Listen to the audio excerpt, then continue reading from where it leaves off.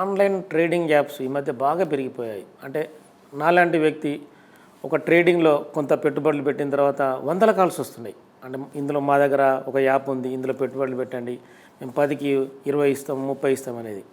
ఇందులో ముఖ్యంగా మనం గమనించినట్లయితే ఎవరైతే ఇంతకుముందే చెప్పినాం ఆశ ఎక్కువ ఉన్నదో వాళ్ళే బాధితులు అవుతున్నారు. ముఖ్యంగా మనము గమనించినట్లయితే ఇందులో మనకు 2 రకాలు. ఇప్పుడు ఒక్కొక్క మనము వాళ్ళు ఇచ్చేటువంటి టాస్క్ బేస్డ్ సిస్టంలో పని చేసుకుంటూ పోతూ ఉన్న క్రమంలో వాళ్ళకు వచ్చేటువంటి రివార్డ్స్ అనేటువంటిది ఒకటి ఏరాయేస్తున్నారు. మామూలుగా ఇనిషియల్ స్టేజ్లో 100, 200, 300 రూపాయలు కట్టే క్రమంలో విక్టిమ్కి రిటర్న్ అమౌంట్ ఇస్తున్నారు. ఎప్పుడైతే వాళ్ళని అదే ట్రాన్సాక్షన్లో పెద్ద ఎత్తున బెట్టింగ్ పోయేసరికి, పెద్ద ఎత్తున ఇన్వెస్ట్మెంట్ పోయేసరికి హ్యూజ్ అమౌంట్ ఎప్పుడైతే ఇన్వెస్ట్మెంట్ చేయడానికి వాళ్ళందరినీ ముందుకు తీసుకుపోయి ఆ ట్రాప్లో నుంచి బయటికి రాకుండా చేస్తున్నారు.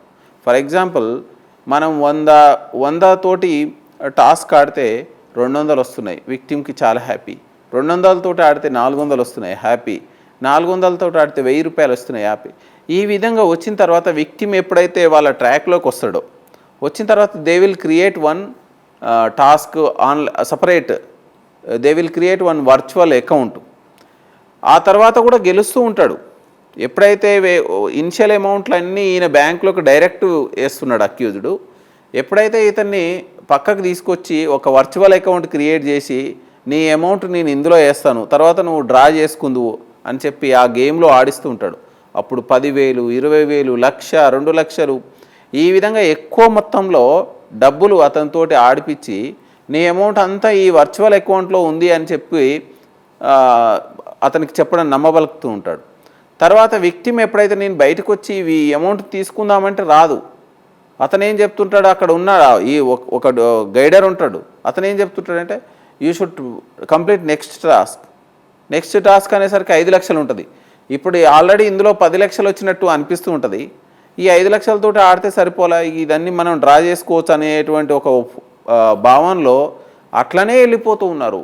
కొన్ని లక్షల రూపాయలు పోగొట్టుకుని ఒక లేడీ, ఒక గృహిణి పాపం మాకు వచ్చిన కంప్లైంట్లో వాళ్ళ బిడ్డ పెండ్లి కోసం తెచ్చుకున్నటువంటి డబ్బు, వాళ్ళ బిడ్డ పెండ్లి కోసం డబ్బులు తెచ్చుకొని ఆమె బ్యాంకులో పెట్టుకున్నటువంటి డబ్బుని ఆమె సరే వాళ్ళ భర్త ఏదో ప్రైవేట్ ఎంప్లాయీ ఉంటాడు, ఆమె గృహిణి, ఆమె ఆ విధంగా చేస్తున్న ఇది మామూలుగా ఈ ఆన్లైన్ సంబంధించిన సేమ్ ఈ టాస్క్ బేస్డ్ ఆన్లైన్ క్రైమ్లోకి ఎంట్రీ అయ్యి ఇనిషియల్ స్టేజ్లో ఆమె కొంత అమౌంట్ రావడంతో ఆశపడి ఇంకా ఎక్కువ మొత్తాలు పెట్టడం స్టార్ట్ అయిన తర్వాత 36 lakhs పోగొట్టుకుంది.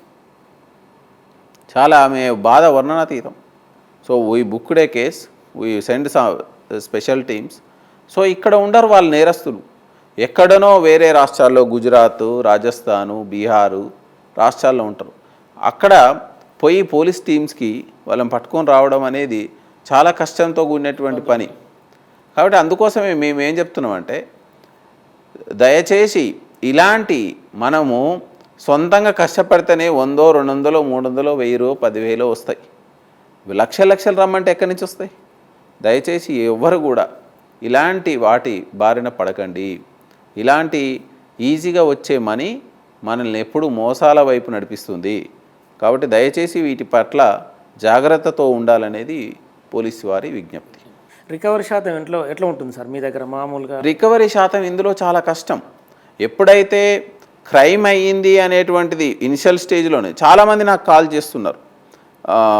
వీఆర్ రిసీవింగ్, ఒక ఫోన్ నెంబర్ ఉంటుంది, ఫోన్కి వచ్చేసి మీ ఫోన్ నెంబరు ఫలానా రాష్ట్రంలో నేరంలో ఇరుక్కుని ఉంది, మీ ఫోన్ నెంబరు ఇంకొక గంటలో బ్లాక్ అవుతుంది, సో మీకు ఒక ఓటీపీ వస్తుంది చెప్పండి. నెక్స్ట్ ఇంకొక రకం ఏంటంటే మీ అబ్బాయి ఎవరైతే ఫారిన్కి పోతారో, అంటే రీసెంట్ వీసా అప్లై చేసిన వాళ్ళు, రీసెంట్ పోవడానికి సిద్ధంగా ఉన్న అది డేటా లీక్ అవుతుంది. వీళ్ళ మామూలుగా బయట షాపింగ్ మాల్స్కి వెళ్ళినప్పుడు లేదంటే ఇంకో రకంగా వాళ్ళు అఫెండర్స్ ఏ విధంగా లీక్ చేస్తున్నారు అనేది వీఆర్ సెర్చింగ్ ఫర్ దట్.